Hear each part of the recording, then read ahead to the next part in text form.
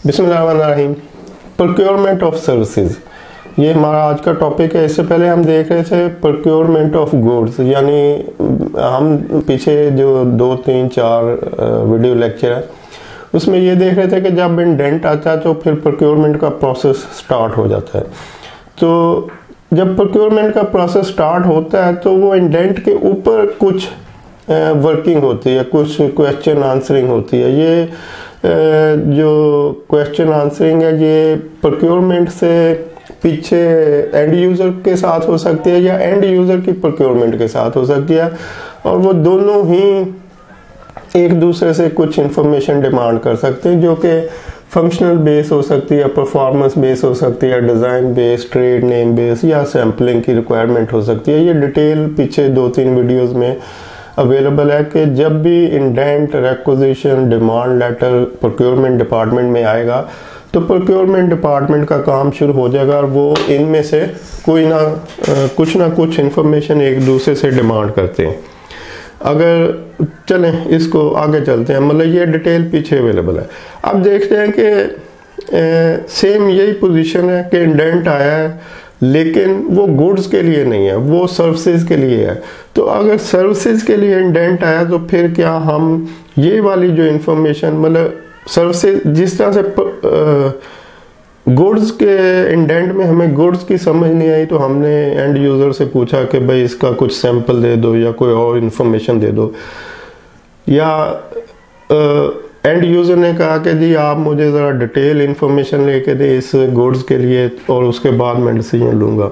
तो अब सर्विसेज का इंडेंट आ जाता है। तो प्रोक्योरमेंट डिपार्टमेंट क्या मांगेगी, किस तरह से वो अंडरस्टैंड करेगी कि ये जो सर्विसेज डिमांड की जा रही हैं प्रोक्योरमेंट से, तो एंड यूज़र क्या रिक्वायर्ड कर रहा है। मतलब इंडेंट में सिंपली लिखा होगा कि जी हमें गार्ड की सर्विसेज चाहिए, हमें 200 गार्ड चाहिए अपनी कंपनी के डिफरेंट आउटलेट्स के लिए, या हमें जेनिटोरियल सर्विसेज चाहिए, या हमें एसी की, जनरेटर्स की, या कुछ ऐसी मेंटेनेंस सर्विसेज चाहिए। तो फिर वो तो वन लाइन इंडेंट होगा कि जी हमें ये सर्विसेज चाहिए।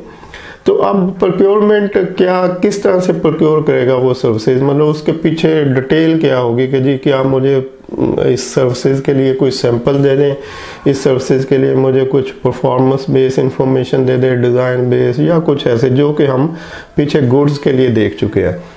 तो इसको देखते हैं कि एक सर्विसेज का कॉन्ट्रैक्ट आ गया और अब प्रोक्योरमेंट इसके ऊपर आगे कैसे काम करती है। पहले देख लेते हैं कि सर्विसेज के कॉन्ट्रैक्ट में कौन सी सर्विसेज पॉसिबल हो सकती हैं। जैसे सर्विसेज में यूटिलिटीज़ हो सकती हैं। यूटिलिटीज़ होती हैं वाटर यूटिलिटी है, इलेक्ट्रिसिटी यूटिलिटी है, गैस यूटिलिटी है। तो ये सारे यूटिलिटी की सर्विसेज है, मतलब ये गुड्स में नहीं आएंगी। जब भी आप इनको देखेंगे तो इन यूटिलिटीज़ को तो ये सर्विसेज है। तो इट मीन्स कि अगर आपने गैस का कनेक्शन अपनी फैक्ट्री में लगवाना है, इलेक्ट्रिसिटी का, पानी का, तो ये सर्विसेज में आएगा, तो इनको सर्विसेज ट्रीट किया जाएगा।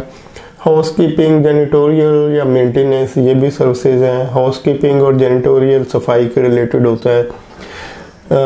आपने कोई भी क्लीनिंग, हाइजीन का काम या तो अपने बंदे रखें या फिर आउटसोर्स कर लें। अगर आप आउटसोर्स करते हैं तो ये सर्विसेज होगी कि आप एक जेनिटोरियल या हाउसकीपिंग की का कॉन्ट्रैक्ट कर रहे हैं किसी कंपनी से कि जी हमें आप ये सर्विसेज प्रोवाइड करें। और मेंटेनेंस में भी इसी तरह से आप मेंटेनेंस का कॉन्ट्रैक्ट कर सकते हैं कि आप कोई एनुअली जनरेटर्स के लिए अगर ज़्यादा लगे हुए हैं तो उसकी मेंटेनेंस का कॉन्ट्रैक्ट कर सकते हैं। कोई फ्लीट के लिए अपनी व्हीकल जो है कंपनी की उसके लिए कोई सर्विसेज का कर सकते हैं, एसी के लिए कर सकते हैं, कोई प्लम्बिंग, दूसरी चीज़ें, ये सब सर्विसेज में आएंगी। तो इस तरह का कोई कॉन्ट्रैक्ट हो सकता है कि जी कोई कॉन्ट्रैक्टर ढूंढे और उससे एनुअल एक कॉन्ट्रैक्ट कर ले कि जब भी हमें सर्विसेज होती है। ऐसे फैक्स मशीन होती थी पहले ज़माने में, उसके लिए सर्विस कॉन्ट्रैक्ट लोग करते थे, टेलेक्स मशीन के लिए करते थे। जो भी प्लांट, मशीनरी, इक्विपमेंट आपके ऑफिस या फैक्ट्री में इंस्टॉल है तो उसकी मेंटेनेंस या तो वो कंपनी खुद करेगी, कोई बंदा उसने कुछ टीम रखी होगी, या फिर उसको आउटसोर्स करेगी तो वो सर्विसेज में आएगा। ऐसे आजकल सीसीटीवी कैमरे की मेंटेनेंस है, वो भी बहुत सारे लोगों ने आउटसोर्स की होती है, अब कुछ लोगों ने इन हाउस अपने बंदे रखे होते हैं। अच्छा, उसके बाद है third party contractor,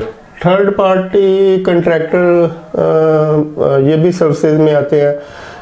third party contractor होते हैं जो कि दो पार्टियों के दरमियान में सर्विसेज दे रहे होते हैं। यानी आप इसको इस तरह समझें कि कुछ टेक्नोलॉजी मैन्युफैक्चरिंग कंपनीज होती हैं जो जैसे आईटी की कंपनीज जो टेक्नोलॉजी में काम कर रही होती हैं, लेकिन वो टेक्नोलॉजी के ऊपर फोकस कर रही होती हैं, वो आगे उस टेक्नोलॉजी को सेल करके उसकी सर्विसेज प्रोवाइड नहीं करती। उसके लिए उन्होंने आउटसोर्स किया होता है, थर्ड पार्टीज को आउटसोर्स किया होता है। तो दो पार्टीज के दरमियान एक पार्टी वो जो कि टेक्नोलॉजी या कोई चीज़ बना रही है, और टेक्नोलॉजी के जैसे इसको जैसे आपका टीवी है, वॉशिंग मशीन है, या और इसी तरह से इक्विपमेंट है। मतलब इजी एग्जांपल मैं देता हूँ कि मेरा टीवी ख़राब हो गया तो मैंने वो TCL वालों को फ़ोन किया, उन्होंने जिस बंदे को भिजवाया वो थर्ड पार्टी कॉन्ट्रैक्टर था, यानी वो ना TCL का एम्प्लॉय था और ना मेरा एम्प्लॉय था, वो एक थर्ड पार्टी था। TCL से उसका सर्विस का कॉन्ट्रैक्ट था, TCL ने उसको मतलब सर्विसेज देने के लिए रखा हुआ था। जब उनके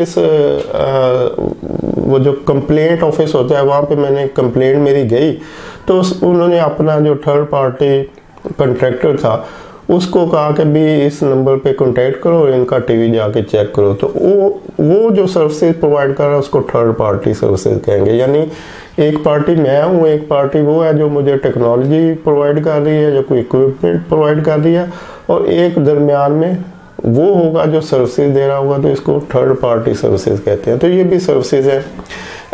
आप भी कर सकते हैं, फ़र्ज़ कर लें कि आप हायर कंपनी है, आप कोई सैमसंग कंपनी है और आप अपना फोकस रखेंगे सिर्फ अपनी प्रोडक्ट को बनाने को, सेल करने के ऊपर, वो सर्विसेज को आप आउटसोर्स कर देंगे तो उस सर्विसेज को थर्ड पार्टी सर्विसेज कहा जाता है।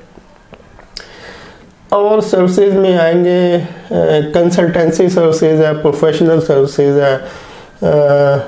और कंसल्टेंसी और प्रोफेशनल सर्विसेज में थोड़ा फ़र्क होता है। बेसिकली कंसल्टेंसी प्रोफेशनल सर्विसेज के अम्ब्रेला के नीचे आती है, यानी कंसल्टेंसी एक छोटा जॉब होता है, प्रोफेशनल सर्विसेज एक बड़ा जॉब होता है। तो आप इसको इस तरह से कह लें कि कंसल्टेंसी बिजनेस टाइप का एक्टिविटी होती है जहाँ पे आप फ़ी पे करते हैं।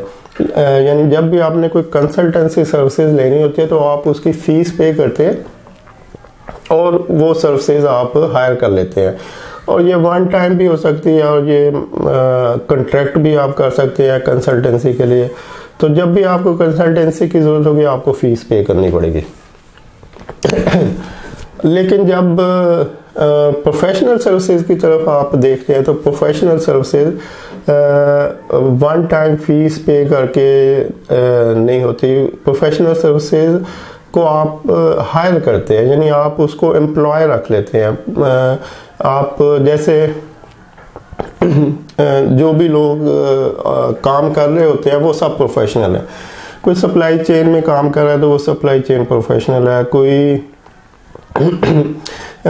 सेल मार्केटिंग चार्टर्ड अकाउंटेंट, ये सब प्रोफेशनल है। तो सब लोग जो काम कर रहे हैं ये प्रोफेशनल होते हैं, तो इनको हायर किया जाता है, इनको फ़ी पे नहीं की जाती। इसको मैं कंटिन्यू करूँगा, मेरा गला खुश्क हो रहा है। तो थैंक यू, अल्लाह हाफिज़।